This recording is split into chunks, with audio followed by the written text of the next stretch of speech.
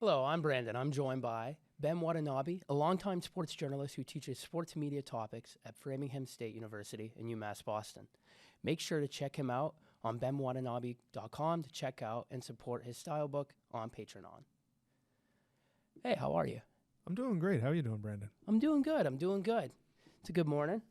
What inspired you to create this sports style book, specifically for freelancers and those new to sports writing? Yeah, so I'm sure that, as someone who's in the media, you know the importance of a style book. And because, historically in the media industry, you'd work full time for an organization that would either have its own style book or would be working off of the Associated Press style book. And that would be kind of an expense that they were handling. Now the way the industry is, though, there's a lot more freelancers, a lot more new people who are coming in doing it part time. And a lot of times that expense of a style book is not something that people can do. So what I've noticed in working with online sports content is a lot of people don't know how to use a style book because they've never been trained, or they no longer have access to one because of the way that the employment situation has changed. So I started the Ben Watanabe Sports Stylebook at benwatanabe.com to be a free resource for everyone to use, student journalists, professionals, freelancers, and there is a Patreon where people can support if they would like for just a couple bucks a month. But it's really something that I want people to use. I want people to be, if they have to use it multiple times a day or just once every couple weeks, it's there as a resource for people that need it. Yeah, awesome. No, it sounds like a great tool. Can you explain a little bit how your style book differs from other established resources like the Associated Press book? Yeah. So a lot of those, and like the Associated Press style book is industry standard. It's wonderful. It's very comprehensive. What my style book really strives to do, though, is provide these styles for an audience and writers or talent who are steeped in sports, that they know what they're talking about, that stuff is as minute as saying, when you're talking about football, you don't necessarily always have to say quarterback because your audience and your person who you're speaking with knows that QB stands for quarterback, those sorts of things, that you don't have to constantly say Major League Baseball. You say MLB and everyone knows what you're talking about. So that's kind of where mine differs from some of the bigger style books, is that we understand we're not necessarily talking to a general audience. We're talking to a general sports audience that usually knows what those terms mean. Yeah, so it's more like intimate. Mm-hmm. What key elements do you believe are essential for someone writing in a sports genre to follow this? Like, who is following this? Yeah, so that's a really good question. I think nowadays, so much writing online when it comes to news, and sports is no different, I think is coming from AI. And what's really important if you're a human sports writer is to show that you're a human, to bring that sort of personality that shows I'm not just someone who's regurgitating the stats and the scores and those sort of things. I'm also someone who's bringing the context that only my human eyes can bring. If you are writing from a fan blog perspective, that you're making it clear, like your rooting interest, why this matters to you, why this should matter to other fans, things that it's not quite as easy for ChatGPT to fake. Yeah. Before you wrote your style book, what specific challenges did you face as a sports writer now with AI, and a lot of things? Like what were some adjustments that you made to make it, I guess, more authentic, I guess? Yeah. Well, I think particularly as it pertains to the style book is, a lot of times people look at style and they say, well, it's constricting, right? That like, why do I have to worry about all these rules? I'm just trying to be creative with my writing. What I've always thought about a style book is, it helps you be understood. So it means that the people you're speaking with, that you're writing your script for, that you're writing your article for, they understand what you're talking about more easily. And that's the whole point of communication, right? The second part is I think that style really unlocks creativity, because if you're talking professionally or you're writing professionally, you're trying to do those things in the most efficient and clear manner possible. And the style book frees you up to not have to worry about certain things, to not have to make the decision of, okay, does Baton Rouge, Louisiana need to be those sorts of things, that you can just breeze past that and you can focus on the creativity of your message, the way you're trying to craft, the way you're painting the picture about what's happening. It's less analytical. Yeah. It's more in your face. It's more of an intimate experience where it's more descriptive. Yeah, you're worrying about the things that matter, the things that you're trying to do to paint the picture for your audience. So for me, that's kind of been always the problem that I've noticed working with people who are making sports content is a lot of times they're way too worried about those little details about like, how do I do this or that? And really just, get the style down, and then you can then you can focus on the big picture stuff, the stuff that shows your personality in your sports creative content. Yeah, and you mentioned some details. What are some common mistakes, or a few examples that some may make?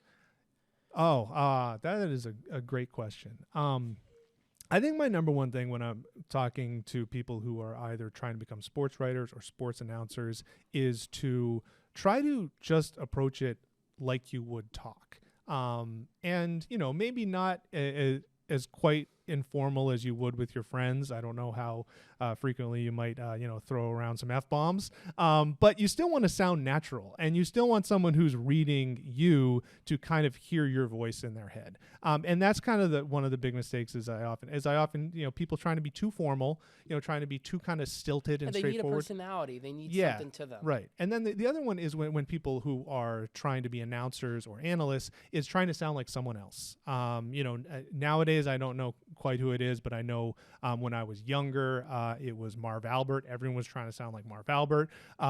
Before that, everyone was trying to sound like Howard Cosell. Probably now everyone is trying to sound like Joe Buck. I would say the big mistake is just try to sound like yourself, because you're the only yourself that there is. Yeah. Authenticity is very important. What do you think is a quick, as far as quick consumption's news impacts quality and depth of sports journalism today? Like how it comes out so fast in the world of social media, and just how fast things news just comes out today.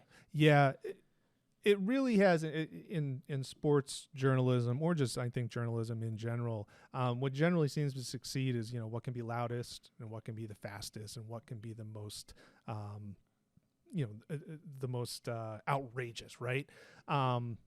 It's tough to kind of differentiate yourself. But again, one way that you can show that you are a professional, can be a trusted journalist and not just someone who's cranking out clickbait, is by having good style, is by, cutting down on typos, spelling errors, having formulas for your headlines that show that this is information that is sincere, that is authoritative, and not just something that is crafted to hopefully get you to click on it. Yeah. And can you elaborate when you're talking about like clicking on it and like the style? Can you elaborate on the importance of having a consistent style in sports writing, and how does this benefit both the writer and the audience? Yeah. So there are a couple resources on the style book in addition to just having the entries on how to write baseball positions. But I do have some best practices when it comes to things like sourcing, things like writing headlines, because you do want a headline to grab attention, right? I mean, this goes back, even 100 years when we're talking about traditional newspapers with extra read all about it, right? Like the headline is crafted to get people back then to throw down their nickel and buy an issue of the paper. Now you still want a headline that's going to get people attracted. So there are ways to do it, using unique vocabulary when you're trying to, using strong verbs, using a very, simple noun verb predicate formula. Those sorts of things are all in there that can still entice people to read, but still be truthful and in what you're presenting to your reader. Yeah, and it's super important. How do you suggest writers balance creativity and adherence to their style guidelines? Yeah. I think you want to study and get comfortable with a style of whatever line of work you're in, so that it's not something that you're having to think about. There's even styles for, if you're in the medical field, right? You want to make sure that you're not having to think too hard about how to craft the word of one thing, because you have to give substantive medical advice, right? So in the media industry, I think of it the same way. You want to make sure that you have the fundamentals down so that you can begin presenting the information in the way that is the most helpful to your audience. Because your job as a media individual is to inform and entertain. And inform is something that a style book can help with. It makes your information easier to understand, and it gives you, again, it frees up your creative space in your brain to be able to focus on the entertainment piece. Yeah, no, awesome. In your opinion, how has the landscape of sports media changed with the rise of social media and quick headlines? Yeah. So social media is obviously focused on, short content, capitalizing on a short attention span. And I really love, I'm a real nerd for data analytics online, and it's super interesting to look at heat maps of written articles. And you can actually, look and see, that the dark color will be the part of the article that most people read, and then it gets lighter as fewer people read it. It's amazing and very humbling to look at that heat map and realize how little of an article people actually read. So I think social media has just kind of exacerbated that, because now when you're writing an article online, or you're putting together a video package, to post online on TikTok, on YouTube, like, you only have this long to grab their attention, that you have less than a TikTok length long to make sure that people stay and don't click away. Yeah. And I think that has really made it a challenge, but I don't think it's been a bad challenge. I think it's something that it's just, as a person who's creating content, you have to think about, you have to be conscious, and you got to make sure that you get into your thing right away, because you want to keep your audience there. No, definitely. I think you really touched up on it. Like, what type of content do you believe is often overlooked in sports journalism? And how does your style book address that? Like, what gets overlooked, and kind of, like you said, it kind of just gets blacked out? The biggest change that I've noticed over my 20 years of being in sports journalism is how access to the athletes, the coaches, the decision makers has lessened. And there's an impression that because of social media, because you can tweet directly at an NBA player, access has expanded. That sort of access is really flimsy, though. There's not really a lot of depth there. If you tweet something at an NBA player he doesn't like, he can block you, right? And a lot of times that you're not, even if you're not tweeting in a constructive manner, you're just trying to be a troll. And I think now, because it is so much harder as a reporter to speak directly to those people and to get to know them, the type of content that has been lost is those kind of like deep interactions. Those deep feature type profiles where you really get to know the people that you watch on TV, because there's a lot more quick sound bites. And also because of the lack of access, I think a lot of reporters have retreated to X's and O's analysis. So, if you go to if you try to find a long baseball article nowadays, it'll usually be really deep into like advanced statistics. If you try to find a very long football article nowadays, it'll be really about like drawing up the plays and the X's and O's. And that's because, you don't need to talk to LeBron James in order to do those things necessarily. But I think that's kind of I think that's been detrimental, because the amount of people who really care about the X's and O's of how to beat the cover two, I think is a lot smaller than the people who actually want to like hear about Drake May and his family and those sort of things. So I think that's kind of been the biggest challenge. So I don't know how we get that back, because I don't think that all of a sudden professional athletes are going to become more willing to open up their lives again. But I do think that there's something that has been lost in that. Yeah, and I hope the sportscape can change as well. I think it'd be better for the sport. What do you hope readers take away from your sports style book? I hope they take away that there are right and wrong ways to do stuff. And other stuff, there's not a right or wrong way, right? Sometimes there's not a correct or an incorrect answer.